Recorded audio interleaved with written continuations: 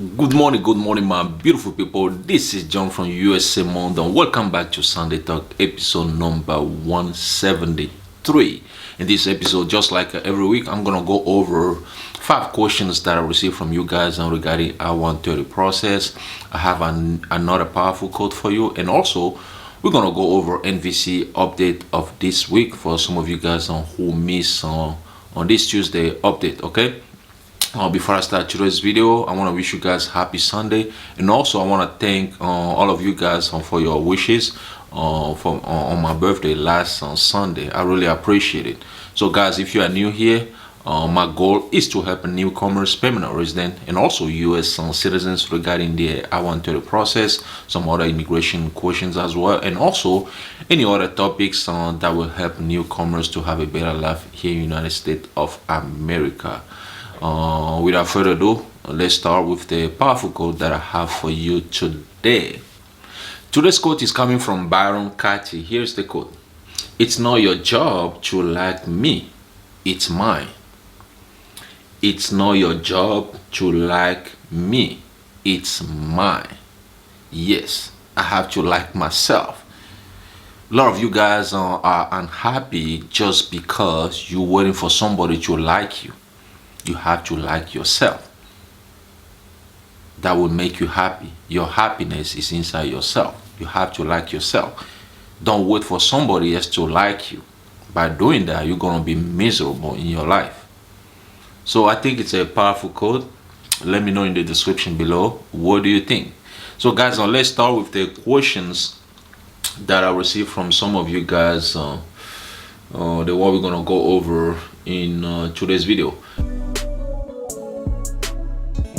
USA Mon. The first one is coming from Monsuru Musa. Here is the question. Thanks for this wonderful advice. Please, I have 2 questions that I want to ask you. Number 1, when your case is at USCIS and you have B1, B2 visa, can I travel to USA? Number 2, when your case is at USCIS, can I travel to Canada before your case approved? Well, thanks for your question. That's a good question. So I know some of you guys have a B1 visa, which is on B1, B2, which is like a tourist or business visa, and you want to come to United States of America while your case is pending at USCIS.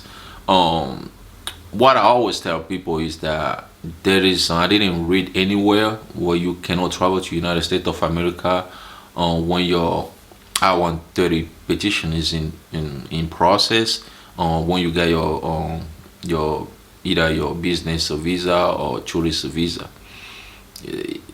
I think it's something you can do, because I know some people done that before, and you can travel. But the thing is, when you travel to United States of America, you have to go back to your home country to continue the process once the case is approved by USCIS and move to NVC, National Visa Center. That's what a lot of people do, okay? Because when you come to United States of America on business visa or tourist visa, the purpose of those visas is to stay here temporarily, do what you gotta do, and then go back to your home country, okay? So that's not the first part. The second part, you say you want to know if you can travel to Canada. I don't think you can travel to Canada with a U.S. Visitor visa, U.S. business visa, unless you have a visa to travel to United States or to Canada. Because when your petition is pending at USCIS, it doesn't mean anything. It's not approved yet. You don't have any status. You cannot just travel to Canada like that. Based on my knowledge, you cannot to travel. You have to wait until your petition is approved and you come to United States of America. You become a permanent resident, and from there you can travel back and forth to to Canada if you want to. But when the case is pending, the case is still at USCIS and it's not even approved yet, you cannot do that. Even if it's approved, your case will move to NVC anyway. Then you will go back to your home country to continue the process. So yeah, to answer your question, both questions, you can travel if you already have a B1 or B2 visa. You can travel to United States of America while your I-130 process, I-130 petition is in process, and you cannot travel to Canada when your case still at USCIS is not even approved yet. So guys, let's move to the second question of today's video. This one is coming from No Sirki. Here's the question. Hi John, I've been watching your videos for a very long time. Thanks a lot for your tips, but I do have a question. I want you to know what questions and document they might ask me at the airport of entry regarding an IR1 visa. Thanks for your help. Well, thanks for the question. Before, when you get your visa, the U.S. consulate will give you like a sealed envelope you're gonna give to the CBP officers, Custom and Border Patrols officers at the U.S. Port of entry. But now they don't give you any envelope anymore, meaning that they already transfer your information to the CBP officers. So once you get to the port of entry, they will check your passport, check the visa, everything, make sure everything match up with whatever information they have in the system.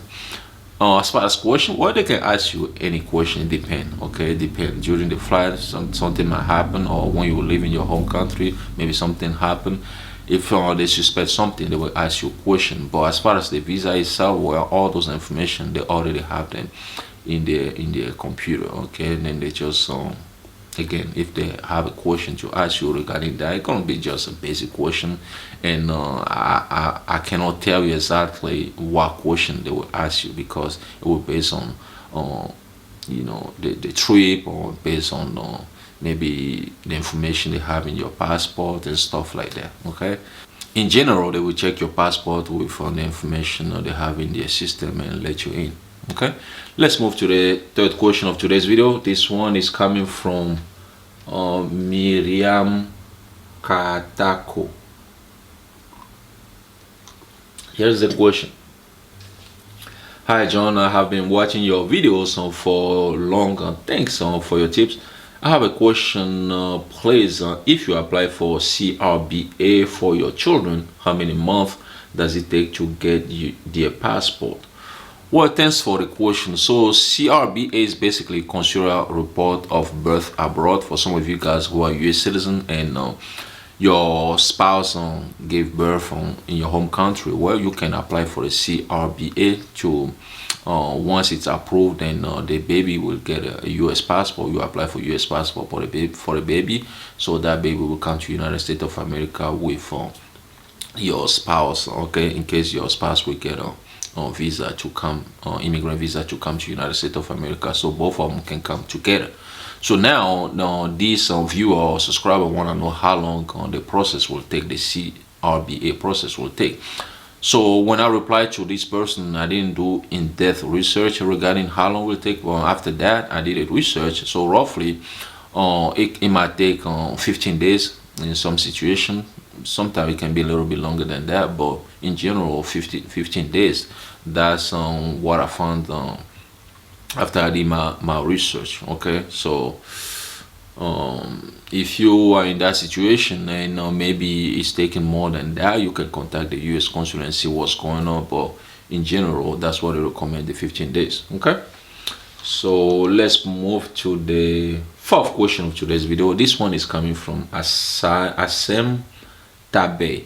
Here is the question. Hey there, I have a question. I submitted my driver license as proof of domicile, but they rejected. However, my friend's license accept. Well, thanks for the question. Every time NVC National Visa Center reject a document, they will explain the reason why. Okay, maybe the driver license, maybe when you scan it and submit it, it's not clear. Maybe that's the reason why they reject it. Gotta be a reason. So check and see, read the email again. Whatever email they send you, read it again and see what is the reason, correct that, and then resubmit it again. Because obviously you can use the driver license as a proof of domicile, in the proof is your friend's driver license were accepted but yours wasn't. So maybe it's not clear, or maybe there is something, it got to be a reason. Just read the email. If you don't see the reason, contact NVC via the inquiry public inquiry form, and they will let you know the reason why. Okay, Let's move to the last question of today's video. This one is coming from Miss Grace BM. Here is the question. Hello, so my host is moving before my trip. Can I still pay my immigrant fee with their current address which I've registered in my DSN 260? Then notify at the port of entry, or I could just pay with their new address? This is a good question. So some of you guys who don't know what immigrant fee is, it's basically the fee you pay to receive your green card once you move to United States of America. Okay, so now this person wanna know because where he or she gonna stay, the address change. So the person you're gonna stay with change the address, so they move to another place basically. So she or he wanna know if actually is Grace. I don't know what I'm saying. But she wanna know if she can just use the new address to pay the fee. In my knowledge, it's gonna be better to use the new address. And then when you come to a U.S. port of entry, you have to let the CBP officers know that the address changed, therefore this is the new address, so they can send the green card to the new address. Because if you don't do that, they can send the green card to the old address, or if you use the old address to pay the fee, they will send a green card to the old address, and that can be a problem. I remember I have a cousin who had the same issue. Well, instead of getting the green card like I would say 6 weeks or something like that, or 2 months, he got his green card 6 months later, because they send the green card to an old address, and then since nobody's there to get a green card to take the green card, they send the post. I think the post office send the green card back to the USCIS or something like that, and then we have to call USCIS almost 4 months straight, so they can send the green card to the current address, and then after that he was able to receive the green card. So it's kind of complicated if you don't provide the correct address. So to summarize on what I just said, well, it's better to use the new address and then notify the CBP officers at the port of entry. Okay, so guys, let's check NVC update of this week. For some of you guys who missed my Tuesday update that I did regarding this. So this week NVC announced on the website that they are working on cases they received from USCIS on September 26th. So one thing you have to know is that once the NVC receive your case, they will create a visa case and then send you a welcome letter, especially if you are immediate related. Because some of you guys who are not immediate relative, like I always tell you, you have to wait until your priority date becomes current in order to start the immigrant visa process. Okay, and then if you are able to pay fees and submit document, well, they announced on their website that they are reviewing document they received from you guys on August 30th from 2022, and they will notify you once your case is document to qualify, and then after that you're just gonna wait for your interview appointment letter, which nobody knows when you will receive them. Okay, and then the third update is regarding inquiries. Some of you guys sent inquiries, send questions to NVC. Want to know maybe a question regarding your process and what is going on, stuff like that. Well, they are responding to the one they received on September 5th, 2022. Make sure you check your inbox, and sometimes the email can go to your spam folder. Check your spam folder as well.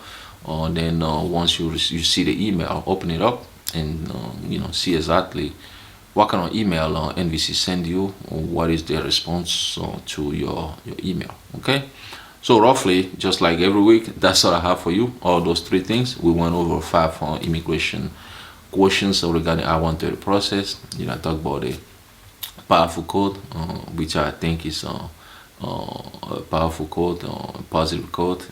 But again, let me know in the description below what do you think, and also the NVC update for this week. And next week we're gonna have they're gonna actually post a new update, and I will let you know as well. Before I let you go, whatever you do today, do it peacefully. If you like the video, click on the like button. If you want to be notified every time I have a new video, well, click on the bell. That way, YouTube will notify you on first once I upload a new video. If you want to subscribe to this channel, well, click on the subscribe button. If you want to support the channel, there is a super thanks below this video. Some of you guys want to support this channel. Some of you guys who learn something from my videos, and you got your visa, you move to United States of America, you start making money, you know, the dollars. If you want to support the channel, just click on the super thanks to support the channel. I will appreciate it. Once again, my name is John. Thanks for watching, and I'll talk to you guys in another video. USA Monde.